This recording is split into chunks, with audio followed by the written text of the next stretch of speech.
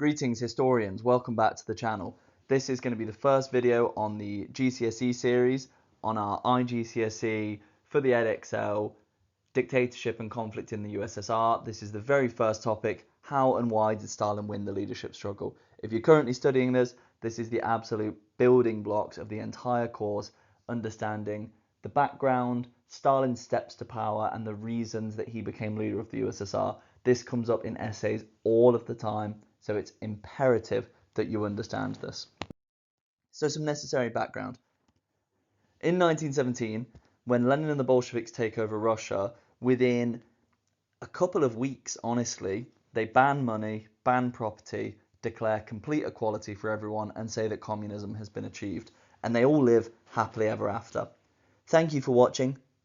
Oh no, wait, they don't live happily ever after. There's actually a brutal civil war that kills millions. Yes, because from 1918 to 22, there was a civil war where the Bolsheviks are genuinely fighting about 16 different countries. You've got to think about this. This is the very first communist revolution in history, and other countries are terrified of the prospects of this being successful. Britain, France, Germany, Japan, the USA, Italy, even Austria-Hungary gets involved because all of these countries have the same thing that Russia has. They have a majority of workers and peasants in their countries who get treated terribly.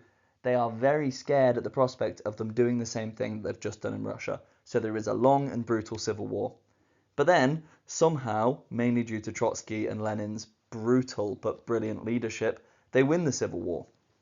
After the civil war is over, the country is in ruins. If you thought Russia was bad before the revolution, it's probably even worse now. So Lenin introduces something called the New Economic Policy, which is a new economic policy, where he reintroduces money and lets people own businesses again.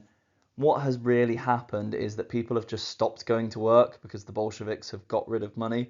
Lenin says we are now going to go in a slightly different direction, just recover from the civil war, from the revolution, from World War I, and then we'll do communism later. Lenin then dies 2 years later.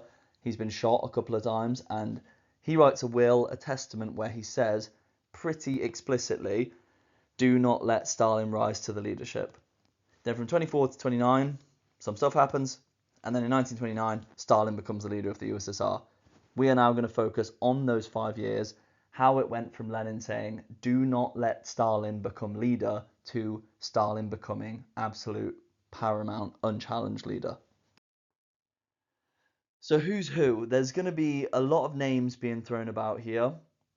Here's pictures of the 5 main characters in this story. There's Trotsky. He's first for an obvious reason. He was a leader in the 1905 revolution, the 1917 revolution, and he led the Red Army during the Civil War. Lenin called him the most capable man in the Central Committee, and he was definitely right. Trotsky was a brilliant thinker, organizer, and speaker, and if you asked anyone in the Soviet Union who should take over after Lenin, they would have said Trotsky. Then there's Bukharin. Bukharin is one of the boldest men in the USSR. Bold as in brave, and bold also because he has no hair. He is the editor of Pravda, the newspaper. Pravda just means truth, which is a funny little name for a newspaper. Lenin calls him the golden boy of the party because he's younger than the rest of them, and he's a really accomplished theorist for someone who's in his mid-20s. Then there's Zinoviev and Kamenev, who kind of have to be understood together. Z and K, the useful idiots, as Stalin will later call them. Zinoviev is the chairman of the Communist International, which is like the face of international communism. He's the guy that organizes communist movements in other countries. He very famously sends a letter to the Prime Minister of the Labour Party in Britain advocating a communist revolution. Turns out to be completely fake, but Zinoviev is the face of communism. Then there's Kamenev. Kamenev is the chairman of the Moscow Soviet. Remember, Soviet just means worker council. He's basically the mayor, the party boss for the biggest city in the USSR. The key thing with these two, though, when there was the October Revolution, both of them spoke out against it and said, we shouldn't do an armed takeover right now. Lenin has not forgotten that. He says that both of them betrayed the party. And then there's Stalin. The grey blur, as Trotsky calls him, the general secretary. He is a pencil pusher, and he is in charge of hiring people and firing people. Lenin said before he died in his will and testament, he's not sure that Stalin is capable of using authority with caution. He believes that Stalin is rude, mainly because Stalin started hurling abuse at Lenin's wife, demanding to see him one time. Stalin also has a very checkered past, you could say. He was a criminal, a gangster. He robbed trains, robbed banks, extorted people to raise money for the Communist Party. So I've put them in this order for a reason. Stalin is the bottom of the pile when it comes to who should have been the leader of the USSR. So the question you should probably think is, why was there a leadership struggle? Normally in countries, there is not a leadership struggle. If you studied 1066 Battle of Hastings, it's basically the same thing here, because when Lenin dies, there are two questions. One, who takes over the country? And two, how do we develop communism? Lenin tried to just make communism appear out of thin air by saying everyone's equal now, then realized it's not that simple, so he had to reintroduce money with the NEP. Lenin writes his will and testament. In this, there is harsh criticisms of basically everyone who could have taken over from him. He also warns against something called factionalism. He thinks that the whole point of the Communist Party should be that everyone is united. If there are factions within the party, just like there were with the Bolsheviks and the Mensheviks, they'll spend too much time opposing each other and not enough time bringing communism into reality. So the strangest thing is that Lenin doesn't actually say, I want this person to be in charge. There's a few explanations for that. Maybe he wanted people to share power, maybe he wanted people to prove it. I am of the opinion, which a lot of historians say, which is that Lenin had a very high opinion of himself and didn't think that any one man could take over from him. So he thought the next best thing to him would be a team of 5 people. But regardless of his thinking, we weren't in his head. Lenin does not choose a leader, which creates this struggle. And then, this is very nice, isn't it? The main party figures announced that they will be sharing power. But Lenin's been dead for 32 seconds and there is already a split within the party. The left wing and the right wing, the pro-NEP and the anti-NEP. I've actually got that wrong there because the left wing is anti-NEP and the right wing is pro-NEP. There's people led by Trotsky who believe that the NEP is not real communism and they need to rapidly industrialize the country so that they don't get destroyed. And then there's the right wing of the party led by Bukharin who believe that the NEP is a necessary evil just for a couple of years. What does Stalin think about this? No one knows, because Stalin does something very sneaky and very clever, which he changes his opinions depending on who he's speaking to. When he's speaking to a group of people who support the NEP, he supports the NEP. When he's in a room with people who are against the NEP, he's against the NEP. Why does he do this? So that he seems like a nice, ordinary bloke who doesn't feel very strongly about things. He just goes along with what everyone else does. So Lenin's dead. They've agreed to share power. Stalin begins to plot immediately. So there's two things. How he rose to power and why he rose to power. How he rose to power is the specific steps he took in order to eliminate his rivals. Firstly, he manages to convince everyone to not release Lenin's will and testament. Even though it said bad things about all of them, it was so much worse about Trotsky. He said about Stalin, sorry. He says that Stalin is rude. He says that Stalin will abuse power. He actually says that they should take steps to remove Stalin from his job. So how does Stalin convince them to not release it? Well, in a brilliant move, he invites the 4 of them to a meeting. Trotsky doesn't turn up because he thinks he's better than everyone else. He then says, if we release this will, Trotsky will become the new leader. Let's agree to keep this private. And all of them with their fragile egos agree. So step 1, he tricked people into not releasing the will. Then, Stalin again is not as stupid as people think he is. Trotsky is his main rival, so he needs to get rid of them first. What he does is he forms an alliance with Zinoviev and Kamenev to eliminate Trotsky from the party. He convinces Zinoviev and Kamenev that Trotsky is not Lenin's successor, that he wasn't Lenin's right-hand man, and that he wasn't the man for the job. He lets them do the talking. Trotsky gets discredited, outvoted, and eventually removed from the party.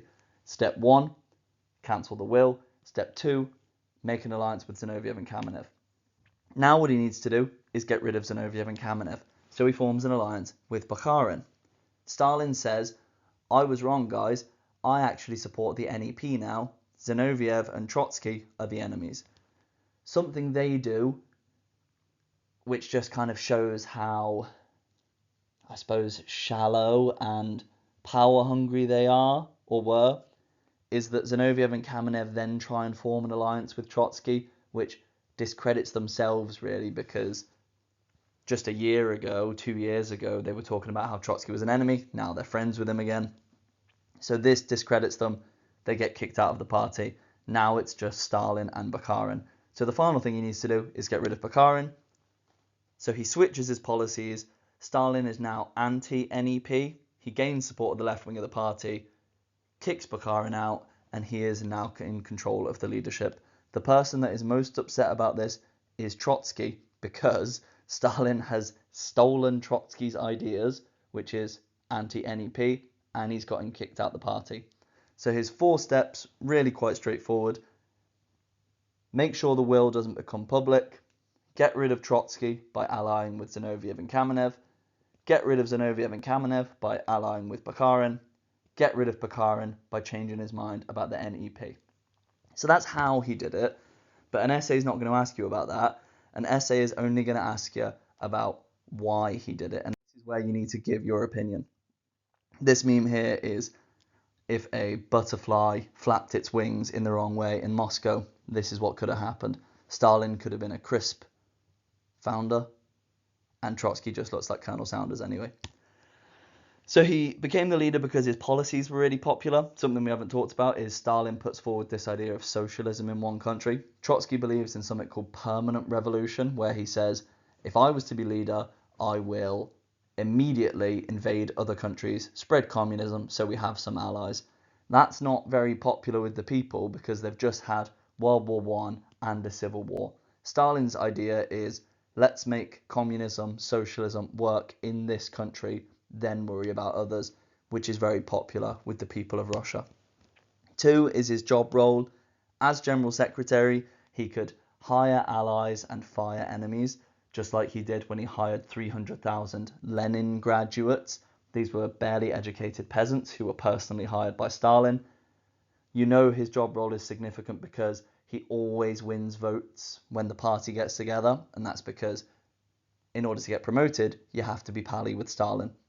He also reads people's job applications, so he has something like 26,000 personal files on people. He knows what guys are allergic to, he knows how much debt they're in, he knows their personal problems, and he uses it to blackmail them. Also, his political skill, he uses people and then discards them when they're not useful to him. Very cleverly went with Zinoviev and Kamenev first, then went with Bukharin because he was in charge of the media. He's massively underestimated, which is perhaps the biggest reason he became leader. The hilarious story is he organizes Lenin's funeral and then tells Trotsky the wrong date. Brilliant, and that way there is an empty chair for Trotsky at Lenin's funeral and he looks like he doesn't care, where Stalin is throwing himself on the coffin and crying, even though him and Lenin weren't good mates anyway. But Trotsky fell for this because he thought Stalin was stupid. One of his biggest strengths at this period is people think he's an idiot, but the smartest person always says the least. And finally, his opponents were not very good. Trotsky didn't turn up to meetings. He didn't bother trying to make alliances. He thought it was a foregone conclusion that he was going to win the leadership struggle, so Stalin was able to outmaneuver him at every single turn. Thank you for watching this video on how and why Stalin became leader of the USSR. I will leave you with a joke. Why did Stalin need to become leader of the USSR quickly? Because the main country is Russia. Do you get it? Because you rush things.